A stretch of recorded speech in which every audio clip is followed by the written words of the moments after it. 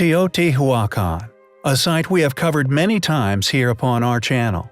Most recently, we discussed the impressive amount of electrical material found within the numerous pyramids that dot the site, known as mica, a notorious modern-day electrical insulator that's physical origins were found to have been from a quarry over 3,200 kilometers away, within Brazil.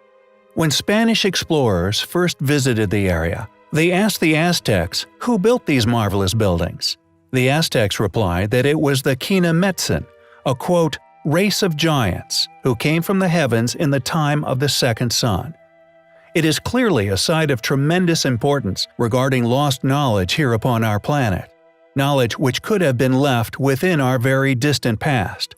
And now, an 8-year project has discovered a secret tunnel beneath the third largest pyramid within the area. A tunnel which archaeologists suspect will lead to a royal tomb.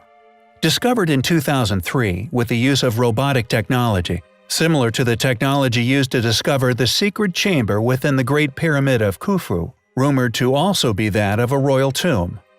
Littered with artifacts which have remained untouched for untold millennia, now thought to be over 50,000 separate items, shedding light onto the life of those who built this amazing place, not only reveal who they actually were, but explain their religious beliefs, their technical prowess, and indeed how they built them, but most importantly, for what purpose. Upon exploring the tunnel, archaeologists have discovered an enormous pool of liquid mercury, and supposedly, it is a massive quantity, filling a mysterious basin at the end of the tunnel. Could a king's tomb or ritual chamber possibly lay far below this pool of mysterious mercury? Mexican researcher Sergio Gomez has somehow been allowed to release all of these amazing discoveries, found beneath the Pyramid of the Feathered Serpent, publicly, receiving little academic resistance since. Mercury is toxic and capable of devastating the human body through prolonged exposure. Academia perceived mercury as having no practical purpose within ancient Mesoamerica. But interestingly, it has been discovered at other sites. Rosemary Joyce, a professor of anthropology at the University of California, Berkeley, said that archaeologists have found mercury at 3 other sites around Central America, not to mention our own research into Oak Island, which has also held a legend of liquid mercury for many years. Its presence in Teotihuacan is undoubtedly perplexing and intriguing. Gomez speculated that the mercury could be a sign that his team is close to uncovering the first royal tomb ever found in Teotihuacan. The mercury may have symbolized an underworld river or lake, Gomez postulated, an idea that resonated with Annabeth Hedrick, a professor at the University of Denver and the author of works on Teotihuacan and Mesoamerican art. Quote, "The shimmering, reflective qualities of liquid mercury may have resembled an underworld river, not that different from the river Styx." Hedrick continues, "If only in the concept that it's the entrance to the supernatural world and the entrance to the underworld." End quote. Not only did the people of Mesoamerica clearly figure out how to create or derive liquid mercury from mercury ore, they also knew of deep underground water systems and lakes that could be accessed through caves. Rosemary Joyce said the ancient Mesoamericans could produce liquid mercury by heating mercury ore, known as cinnabar, which they also used for its blood-red pigment. Yet, just how these ancient people managed to figure all these amazing things out remains a mystery. We may indeed be on the precipice of one of the most important discoveries of our modern age. We will keep you posted. Modern technologies have enabled man to peek into the past like never before. Numerous discoveries have thus far been made, many of which, as we predicted, continue to reinforce our posit of past civilizations being once far older, greater in occurrence, and some in size and indeed technological prowess than currently academically stated, notably expanding recognized scales of many of these ancient cities. We believe these often remarkably ingeniously laid out settlements, now buried under millennia of strata, were sometimes either partly re-inhabited, leaving later relics, or simply have surviving sections piercing the ground strata, foliage, and tree levels. Guatemala, a perfect example of this. Submerged beneath impenetrable forest, yet dotted with towers once argued as separate ruins, built in honor of various things, now realized thanks to LiDAR as one once enormous mega-metropolis. Furthermore, this ancient claimed Mayan site, amazingly, does not hold the title for possessing the largest single ancient structure, possibly on Earth. Although buried under several meters of earth, LiDAR has revealed the site as Aguada Phoenix, a structure of astonishing proportions, has been found, scanned, and measured.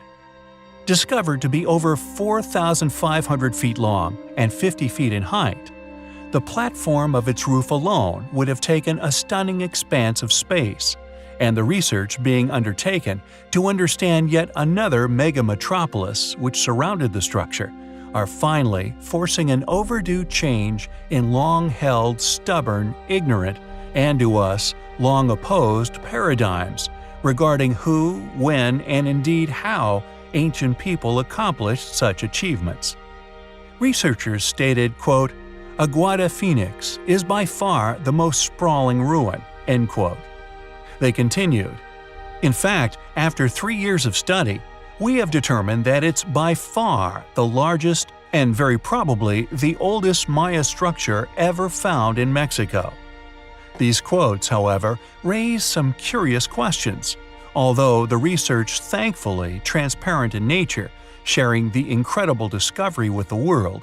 If indeed the oldest structure ever found, one has to remember it is also one of the most incredibly massive and clearly one of the most complex architecturally constructed structure as well. The question, how is this logical? We feel a contradictory statement, unless one perceives the past as our channel argues it once was. We will keep you posted on the discovery. We find it highly compelling. In 1910, construction workers in Mexico were building an insane asylum atop of what they presumed was an ordinary mountain. Upon digging into the earth, they almost immediately discovered the ruins of an extremely ancient structure. It was later realized, yet not largely shared with the world, that the hill is actually what is now classified as the largest pyramid on Earth. Hiding under the grass, trees, and many tons of earth sits the once lost and now found Great Pyramid of Cholula. With a base 4 times the size of the Great Pyramid of Giza, just how did this amazing monument get lost to time? Also, why isn't more heard regarding this enormous structure within modern academia?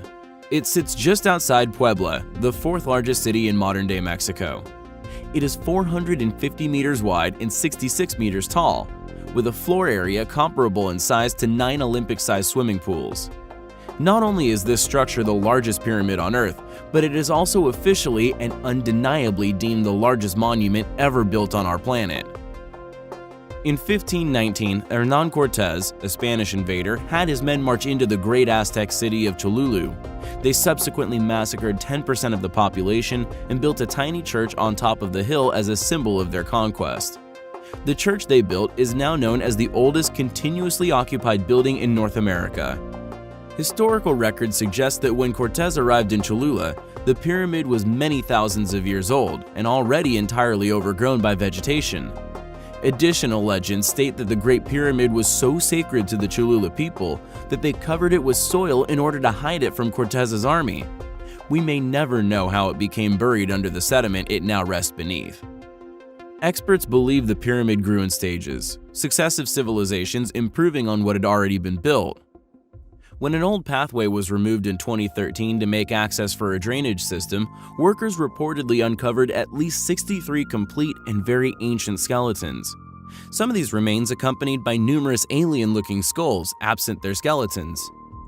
Ancient myths from the region told of giants building the structure, with the city's inhabitants being of normal size. From the 1930s until today, great efforts have been made to fully excavate the pyramid. Although these excavations rarely gain any media attention, Regardless of the pyramid's enormous size and possible importance, over 5 miles of tunnels have been dug inside the structure, all open to the public if you can get in them, as locals have reportedly reclaimed the pyramid as their own.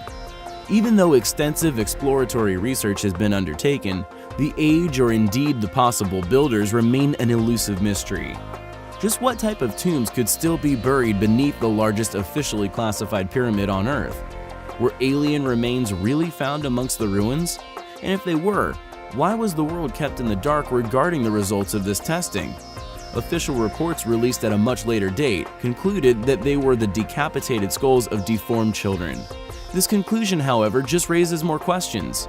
We will keep you posted on further information discovered regarding the site. Thanks for watching, guys, and until next time, take care.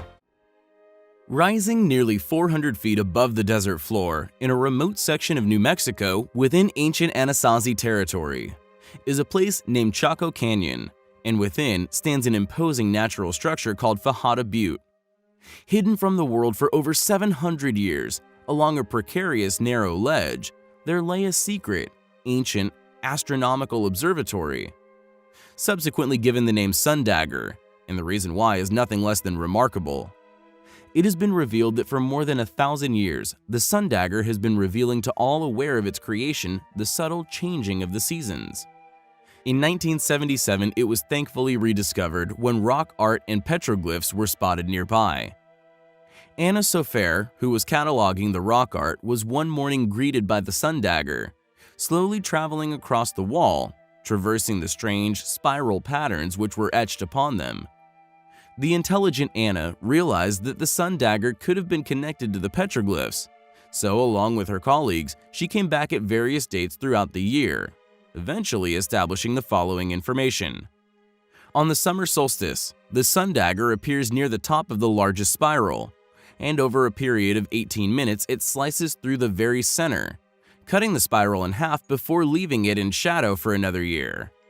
On the winter solstice, 2 daggers of light appear, lasting for 49 minutes, during which they frame the large spiral.